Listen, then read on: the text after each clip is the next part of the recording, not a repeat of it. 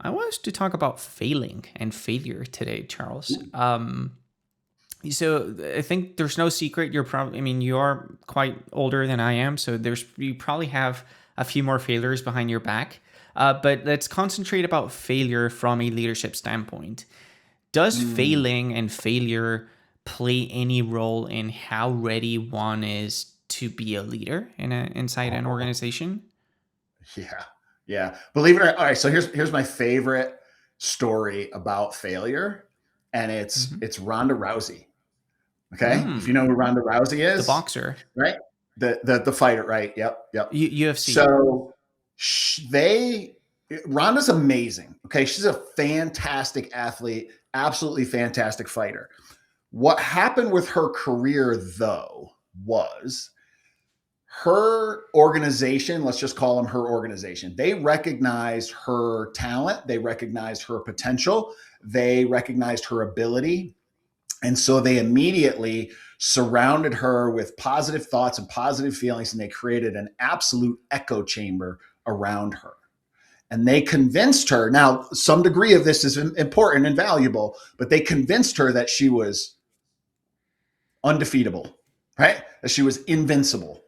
They convinced her of that. And some of that is fight psychology, right? You do have to do that building up to an event. You have to really get yourself psyched up physically and emotionally and really convince yourself mentally that you're ready to do that. But they did that so continuously and so effectively that they set her up for what ultimately happened with her. Okay. When she finally did lose, which we all lose, when she finally lost, she had no precedence, she had no reference, she had no way to deal with that loss. And her career completely fell apart. Her entire psyche fell apart. This hits me hard because I used to tell this story in an identity context, right? Because so much of my work is around identity and purpose and all that kind of stuff. But this is a really great example of you take that one little card out of your house of cards and say, yeah, you can never lose. Like you are invincible. And all of a sudden, you take that one card out and it makes that person say, well, wait a minute. You said I was invincible. Now I am invincible. Wait. now I am fallible. Now I am human. Like, what does that mean for the rest of my identity? And she absolutely completely crumbled. She left fighting. She was out of the public eye for years because she was trying to calibrate, like, who am I if I fail? Okay. An important part of leadership is knowing how you're going to respond under adversity, under stress, which naturally leads to when failure happens, when we let a team member down, when the team lets us down. That's got to start at a really early stage in your career professionally anyway. I don't care what profession you're in, you've got to have those little challenges, those little failures. And then you've got to decide as a human being first. I mean, before you have any professional intervention, like myself, you have to really know what your character is in that moment. Do I see this failure as, oops, crap, I have something to learn? I have something that I need to figure out and do better? Or is failure not my fault, somebody else's problem? I did everything I was supposed to do. They're the ones who failed, not me. You got to understand that about yourself. And unfortunately, what I see most often in a lot of dysfunctional, obviously this shows up as dysfunction in a lot of dysfunctional organizations, is I walk in and I see Ronda Rousey's everywhere.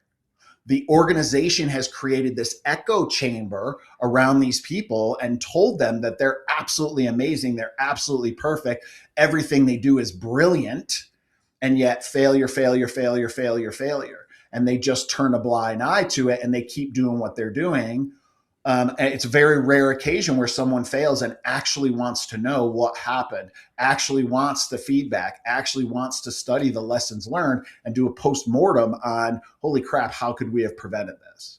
So, that could probably span off in a couple of different conversations, because there's an individual conversation, right? That you need to Mm-hmm. have with yourself and with an individual. But there's also an organizational discussion that you need to have there too, which is, are we creating an environment that is conducive to being a learning organization, continuous learning? How do we deal with failure and with adversity as an organization before you can really address it with the individuals?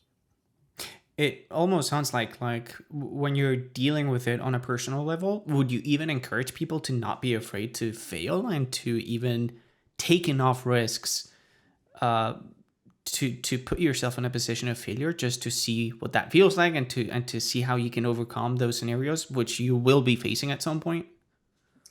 Yeah, there's a fine line there, right? We have to be careful in business.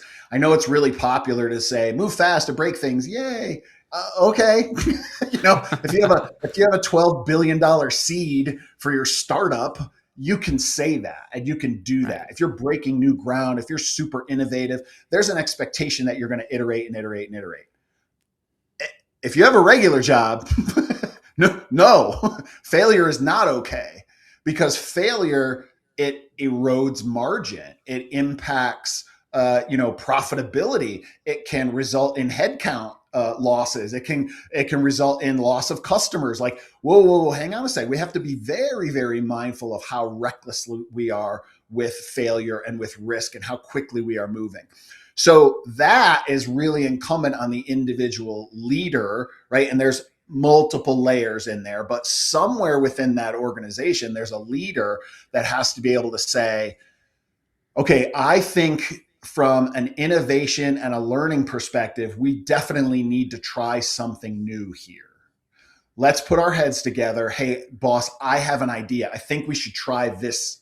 I think it'll be quicker. I think it'll be cheaper. I think it'll be the same quality. I think we can get it done over a weekend, over a night, whatever the case may be. That leader has to say, both sides of the brain here. Does that make logical sense? Does that make business sense? Yes. What's the risk? What's the reward? What's the backstop? If it goes wrong, how do I recover from it? All right, team, here's the deal. Let's try this. Go ahead. You have my support. You have my backing. You have to have a certain amount of authority that goes along with that. So the level of risk that you're willing to take and the level of failure that you can absorb has got to be commensurate with the amount of authority that you have within the organization.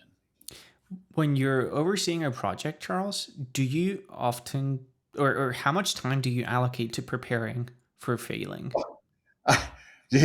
So I sound like a broken record to myself, but I'll preach this till the day I die. Every dollar you spend in planning is worth $1,000 in execution, right? I would rather spend 51% of my time in planning before I move into execution, because when you're in planning, it's on paper, it's digital. It's real easy to find and replace when it's digital, when it's still in the paper, when it's still in the contract, when it's still in the design. It's really hard to find and replace in the field when you realize that you installed the wrong brackets, you don't have the right, whatever, hurricane proofing. Like, it's not too late, but it's way more expensive to do it in the real world than it is to do in the virtual world. And as long as you're in the virtual world, planning and thinking and reviewing and, testing and challenging, it's way, way cheaper to do that. What people get sucked into is this idea of schedule pressure. We planned enough. Let's go. We got to build it. We got to build it. Okay, good for you. Your start date was a month before my start date, but I'm going to finish 2 months before you because I planned better. I think we can probably leave it there. Um, hmm. So definitely allocate time and resources into planning. Yeah. Yeah. Not only in execution, but in your career. Right. And that This is applies what I to, mean. What, I was what just we've going to been ask you talking that. about lately is helping people make that transition from execution into leadership, right, and into decision making, and a lot of that has to do with the planning ahead of time. You've got to think ahead about your own career, just the same way you would think about executing a project. in let me plan this out. Let me think about how I'm going to contribute and when I'm going to contribute. Let me think about the repercussions of this and that. Pursuing additional certifications. Does it make sense for me to be more certified in more execution type stuff, or should I invest my time somewhere else? So yeah, all that stuff plans ahead. You guys can find us over at therealcharlesbrown.com, and we'll see you guys next week. See?